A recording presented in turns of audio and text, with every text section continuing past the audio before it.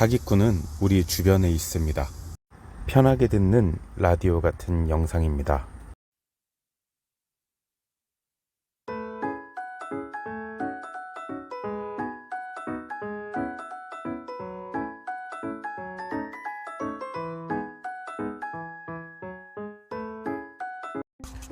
안녕하세요, 이헌입니다. 오늘은 지금 한강이 시작되는 곳에 와 있어요. 차를 대놓고, 제 차가 그 카니발 하이리무진인데 그 뒷좌석에 트렁크를 열어놓고 그냥 영상을 켜놓고 어떤 내용을 해볼까 그냥 이렇게 생각하다가 꼭 뭔가를 뻔한 얘기보다 그냥 실제 사례를 한번 얘기해드리면 어떨까. 제가 한 26년 그리고 지금 한 15년 가까이 이 일을 하면서 솔직히 다양한 이 경험들을 좀 했었는데, 제가 실제 경험한 것들 중에서 이 건물 관리, 이 하자 보수, 임대 관리, 이런 쪽에서 실제 저한테 이제 로비도 들어오고 로비도 달라고 했던 그런 실제 사례들을 한번 얘기해 보려고 해요. 제가 지금으로부터 약 한 10몇 년 전에는 이제 하자보수부터 시작을 했던 사람이기 때문에 하자보수는 그 로비가 되게 많습니다. 이건 아닌 사람들도 있겠죠. 전체라고 얘기하진 않겠습니다. 누군가는 간혹 0.001% 정도는 안 할 수도 있으니까. 근데 이제 제가 본 시장은 되게 이 로비가 되게 많은 현장이었어요. 이 시장 자체가. 아무래도 조금 신뢰를 하셔도 되는 건, 제가 2016년에 그래도 파워블로거 하자보수 2차장을 운영하면서도 1년에 일반 웬만한 하자보수 영업만 하는 영업사원들보다 제가 일을 몇 배를 더 많이 했기 때문에 충분히 믿으셔도 될 거라고 봅니다. 아무래도 운동이든 공부든 많이 해본 사람이 더 잘할 수 있는 거 아니겠어요? 제가 하자보수 할 때 제가 주력으로 했던 거는 우리 눈먼 돈 하자보수를 많이 했습니다. 그 눈먼 돈이란 저희가 이제 하자보수 공사에는 다양하게 있지만 대표적으로는 방수공사, 오래된 건물의 누수, 균열, 설비, 배관, 이런 다양한 공사들이 있는데, 그런 공사들은 본인들이 문제가 발생했을 때 이제 요청하는 거니까 사실 수요가 많긴 하지만 이렇게 한정적이진 않거든요. 이렇게 어떤 우리가 낚시를 할 때 어떤 이 물고기들이 모여있는 곳에다가 이 낚시를 해야 되잖아요. 근데 이런 시장은 일반 이런 제가 지금 말씀드린 이런 설비, 균열, 방수, 이런 누수, 이제 구옥들이죠. 이런 데 같은 경우는 사실 계속 영업을 어떤 이런 플랫폼 광고 영업을 할 수밖에 없어요. 그러니까 언제 손님이 올지 몰라요. 언제 고객이 요청할지도 모르고. 하지만 이 눈먼 하자보수가 있습니다. 그게 뭐냐면 신축 하자보수예요. 공동주택관리법이나 주택법에 따르면 분양을 목적으로 한 사람은 하자보수를 10년 동안 봐줘야 한다. 저는 지금 이거를 좀 편하게 알기 쉽게 말씀드리느라고 이렇게 얘기를 하는 거예요. 이렇게 되어 있어요. 그래서 우리가 하자보증서, 하자담보책임이라는 하자보증증권을 건물주, 사업주체죠, 시행사, 시공사 등이 예치하게 되어 있습니다. 이 예치는 서울, 여러분들이 많이 아시는 서울보증보험이나 건설공제조합 등의 현금 예치 또는 명의 예치로 이제 등록이 되어 있어요. 일반 빌라나 조그만 한 동짜리 이런 아파트 같은 경우는 대부분의 현금 예치, 서울보증보험에 많이들 예치하고 있습니다. 근데 왜 이런 이 신축 건물에 있는 하자 보증금이 눈먼 돈이냐라면, 이 하자보증금은 입주자들, 그러니까 수분양자죠. 첫 분양을 했을 때 건물주의 건축주부터 처음 구분 등기 명의를 인수인계 받은 그 분양자가 신청을 해야 되는데, 이 분양자가 신청을 안 하면, 혹은 이 분양자가 1, 2년 안에 누군가한테 또 제3자에게 팔고 나갔어도 그 기간이 아직까지 있으면 청구 권리가 있는데, 이걸 청구하지 않으면 건물주가 최초에 넣어놨던 돈이 다시 건물주한테 돌아가는 구조예요. 그러니까 우리나라 사람들 내 돈은 내 돈, 남의 돈도 내 돈, 이렇게 생각하잖아요. 그러니까 이런 거죠. 입주자들이 구분 소유자들이 지금 찾지 않으면 건물주가 다시 가져갑니다. 이건 소멸되는 돈입니다 라고 하기 때문에 이걸 눈먼 돈이라고 해요. 그러니까 당장 하자가 많이 없어도 이 눈먼 돈을 찾습니다.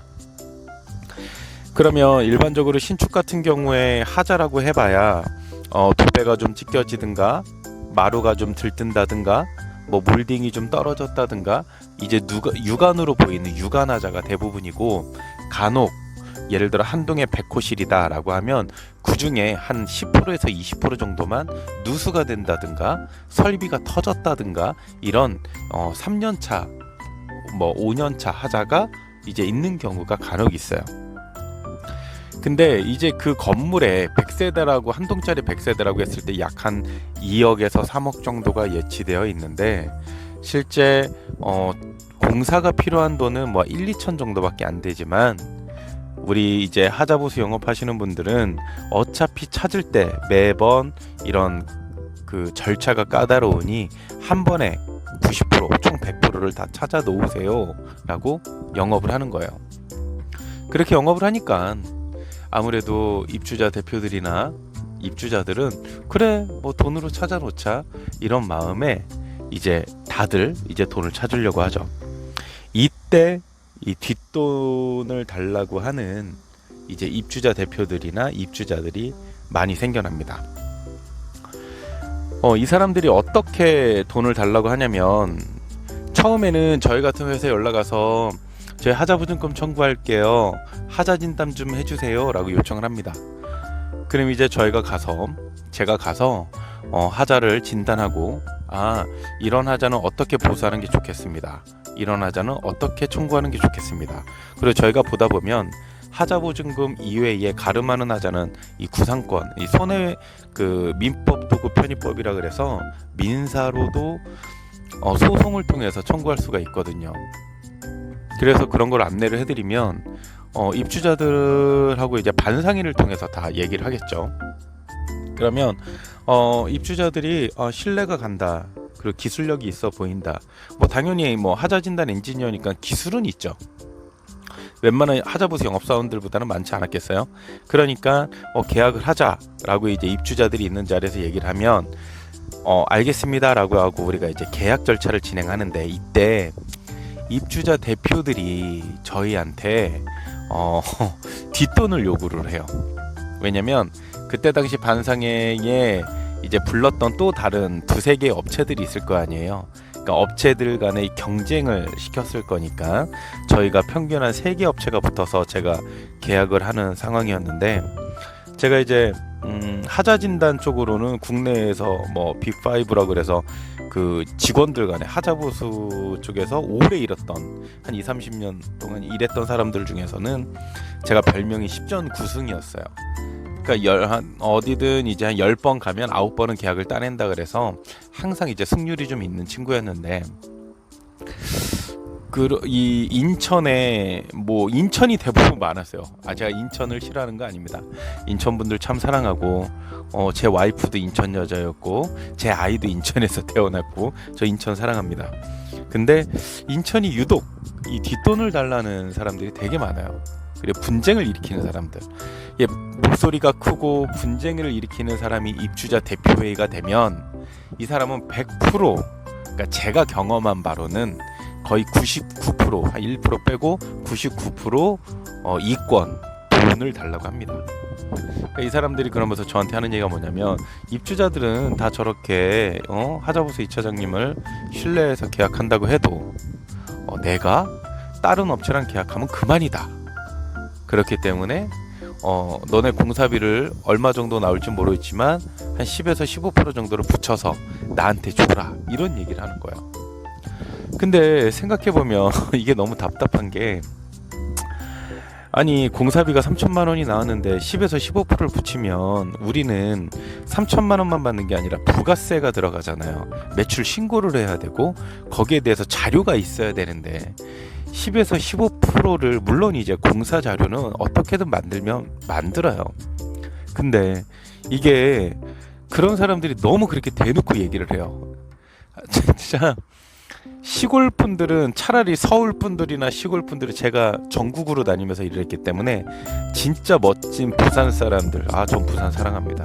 부산, 서울, 뭐 시골 이런 분들은 너네 공사하는데 우리 뭐 돈 이런 거 필요 없이 차라리 어디 뭐 펜스 좀 해줘, 어디 뭐 우리 분리수거장 좀 만들어줘, 이래요. 그냥 분리수거장도 만드는데 한 150에서 200 듭니다.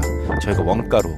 그게 이제 네이버 같은 데에서 이제 등록되어 있는 업체들 보면 평균 한 300만 원짜리 400만 원짜리 이 그 분리수거장이 저희가 원가 한 150만 원에 만들어 드려요.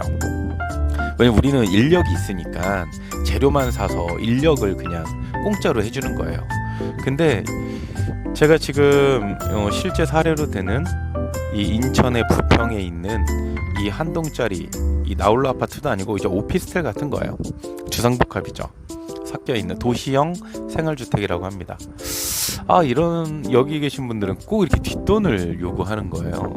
그래서 물론 저도 솔직히 영업하던 사람이고 계약관계 직접적으로 제가 뭐 막말로 영업을 직접적으로 안 떠도 계약을 해야 되는 사람이기 때문에 그래요 하고 이제 좀 이렇게 부풀려서 준 적도 있는데, 이게 진짜 굉장히 심하다는 거예요. 자, 그러면 우리가 이런 걸 좀 해소하려면 어떻게 해야 되냐는 거예요. 과연 이거를 이렇게 뒷돈을 원하는 입주자들은 모르죠. 전체 뭐 입주자들이 뭐 한 100명이라고 해도 실제 반상에 나와서 열심히 얘기하고 하는 사람들은 10에서 20%밖에 안 되고, 그 중에서 뭐 한두 명, 두세 명 혹은 세네 명 정도가 이 전체 100세대를 이끌어가는데, 이 세네 명, 한두 명이 그렇게 해버리면 이 뭐 진짜 이런 하청업체들은 어떻게 할 수가 없는 거예요. 그렇잖아요. 계약이 있어야 우리도 먹고 살고 직원들을 뿌리는데, 돈을 주면 계약을 준다고 하니까 줄 수밖에 없는 당시 상황이 됐던 거죠. 그래서 그런 부분 때 참 애로사항이 많았어요. 실제 제가 1년에 뭐 한 100개 정도 예를 들어 공사를 한다고 했을 때 그 중에 뭐 20-30개를 인천에서 한다. 인천이 옛날에 굉장히 호황이었거든요. 분양이. 라고 했을 때 솔직히 그 20개 현장 중에 한 15개 현장은 다 돈을 달라는 사람들이었고, 제가 주기 싫어도 우리 회사 차원에서 이 돈을 준 걸로 저는 알고 있어요. 자, 그러면 이런 걸 어떻게 해결해야 되냐, 이거를 매번 이러는데 어떻게 해야 되냐, 이거 가장 큰 문제죠. 그러니까 이런 것들은 뭐 제가 봤을 때는 그래요. 제가 봤을 때는 입주자들이 더 많이 참여를 하셔야 됩니다. 이거를 그냥 참여도 안 하면서 입주자 대표 욕만 하시면 안 돼요. 첫째로 이런 어떤 뒷돈거래나 어떤 이런 로비를 해결하기 위해서는 완벽하게 해결은 안 되겠지만, 첫째, 입주자들이 반상회에 많이 참여하셔서, 이런 공사 반상회에 참여하셔서 의견을 내셔야 돼요. 그 두 번째, 입찰을 볼 때 공정하게 입찰에 참여하셔서 같이 어떤 업체가 좋은지 같이 고르셔야 돼요. 세 번째로는 이 견적이 합당한지를 시장 견적을 필터링 하셔야 돼요. 시장 견적을 제가 말씀드리는 건 이거예요. 초등학생 똑같은 물건인데 초등학생짜리가 파는 물건이 있고 대학생짜리가 파는 물건이 있고, 한 30대 먹은 진짜 전문가가 파는 물건이 있다고 칩시다. 똑같은 물건인데 초등학생이 팔아요. 그럼 뭐예요? 초등학생이 파니까 후속 유지보수가 제대로 안 되겠죠. 대학생이 팔아요. 조금 컸지만 그래도 유지보수는 좀 덜 하겠죠. 그쵸? 근데 만약에 30대 먹은 좀 이렇게 좀 전문가가 팔아요. 그러면 이 같은 금액이면 이 조금 오래 한 전문가가 AS 유지보수를 잘 될 거 아니에요. 근데 이 초등학생, 대학생, 이 어른의 관계를 입주자들이 몰라요. 아는 척만 하는 거지. 왜? 본인은 참여하지 않고 그냥 입주자 대표들이 하는 거에 대해서 그냥 방관. 본인은 그냥 뭐 공사만 받으면 되니까. 근데 그렇게 했다가 나중에 유지보수도 안 되고 AS 업체가 그 공사 업체가 1년도 안 돼서 연락도 안 받고 사라지고 그런 일이 발생하면 그때 가면 이미 입주자 대표나 이런 사람들은 그만두고 없어요. 없는 경우가 대부분입니다. 설령 입주자 대표가 그때까지 하고 있다 하더라도 이거 나도 어떻게 할지 모르는데 어떻게 이러면 끝나는 거예요. 그 여러분들은 어디다가 하소연할 데도 없어요. 그 물증이 없으니까 그 사람한테 너 돈 먹고 이런 거 아니냐라고 얘기할 수도 없는 거죠. 그러니까 첫째는 입주자들이 100세대라면 100세대의 입주자들이 거의 다 참여를 해주셔야 되고 그래야죠. 그래야 입주자 대표도 눈치가 보일 거 아니에요. 그렇죠. 두 번째로 이런 공사 금액이 나가는 돈이 나가는 내 재산이잖아요. 내 재산이 어떤 문제가 발생할 수 있을 법한 이런 반상회 총회는 꼭 참석을 해주셔서 해당 업체들의 어떤 이런 것들을 같이 봐주셔야 돼요. 입찰 상황이라든가 업체 경력이나 이런 것들. 그렇죠? 그리고 세 번째로 모두 다 우리는 성인입니다. 아파트나 이런 데 사시는 분들이 어린아이들이 세대주로 있지 않아요. 모두 다 성인인데 그럼 뭐예요? 주변에 한두 군데만 물어보면 평균적으로 어떤 업체가 좋은지 알 수 있어요. 그러니까 저 같은 사람들한테 전화 한 번만 해주셔도 그냥 이왕이면 이런 업체가 좋을 것 같아요 라고 안내를 해줄 수 있는 거예요.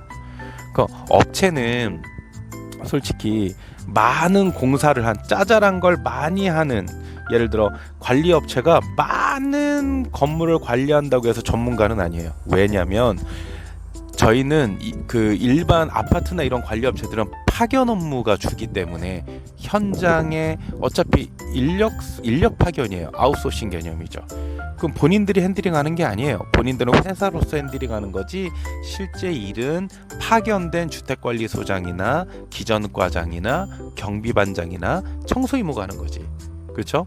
그 급한 일이 생겼을 때 실제로 거기에 대한 문제를 해소해 주지 못해요. 예를 들어요. 그런 것처럼 하자보수 업체도 마찬가지예요. 제가 뭐 어디 일을 했고요, 뭘 했고요, 이런 거 다 필요 없습니다. 사실. 하지만 그건 있어요. 기술력이 있는지, 그 회사만의 독보적인 기술력이 있는지는 꼭 보셔야 돼요. 뭐 방수 관련된 특허, 방수 관련된 기술 이런 게 있는지, 그리고 그걸로 일군들의 아파트나 이런 데 들어가서 일을 한 적이 있는지, 그리고 공공기관에 일을 한 적이 있는지, 그리고 거기에 대한 AS가 얼마만큼 잘 돼 가는지. 그러면 그 해당 아파트나 이런 데 문의 주셔도 돼요. 이런저런 이유로 전화를 드렸다. 우리가 지금 하자보수 하는데 이 해당 건물 아파트도 한 5년 전에 뭐 A라는 업체에서 보수공사를 받으셨다고 하는데 어떠셨냐, AS가 어떠셨냐, 이런 거 전화 한두 통만 돌리면 다 알 수 있어요. 그러니까 이런 어떤 로비나 뒷돈 이런 거를 조금 해결하고, 그리고 우리가 하자보수 공사를 좀 잘 받고 AS를 받으려면 입주자들이나 이런 분들의 이런 관심이 좀 중요하다라고 저는 생각을 해요. 뭐 별거 아닌 얘기죠. 근데 그냥 모르는 것보단 낫잖아요. 뭐 들으시다가 좀 지루하신 분들은 그냥 안 들으시면 되고, 듣고 싶으신 분들은 그냥 들으시면 되고, 대신에 안 들으셔도 구독은 좀 눌러주세요. 불쌍하잖아요. 그래요. 뭐 지금 잠깐 오늘은 그 실제 하자보수 할 때 뒷돈 주는 어떤 사례, 그리고 어떤 해결 방안 뭐 이런 걸 얘기했는데 뭐 해결이 되겠습니까? 이렇게 얘기한다고. 그쵸? 그러니까 이런 일들은 저희 같은 이제 종합 관리 업체들이 입주자 대표와 입주자들 사이에서 삼각형 형태로 견주어 줘야 돼요. 이렇게 해야 된다라는 걸. 그리고 해당 그런 업체들도 알아봐 주고, 혹시나 그런 일들이 궁금하시면 살아가는 건물에, 아파트에, 상가에 그런 이슈가 있는데 입주자들도 잘 안 하고 누구한테 딱히 맡길 데가 없다. 편하게 연락을 주세요. 저는 예전에도 한 15년 하고 있었고 앞으로도 한 15년 이상 해야 되니까 제가 많이 도와드리겠습니다. 오늘은 여기 한강이 시작되는 지점입니다. 잠깐 카메라를 이렇게 보면 이렇게 되어 있어요. 저쪽 앞에 맞은편이 일산인 것 같아요. 그쵸? 그리고 이쪽은 김포. 네, 오늘은 지금 잠깐 하자보수 뒷돈 실제 경험담을 좀 얘기해 줬어요. 그래서 하자보수 뒷돈 얼마 줬냐고요? 많이 준 데는 1억까지 줘봤어요. 이것만 말씀드리겠습니다. 네, 오늘도 수고하세요.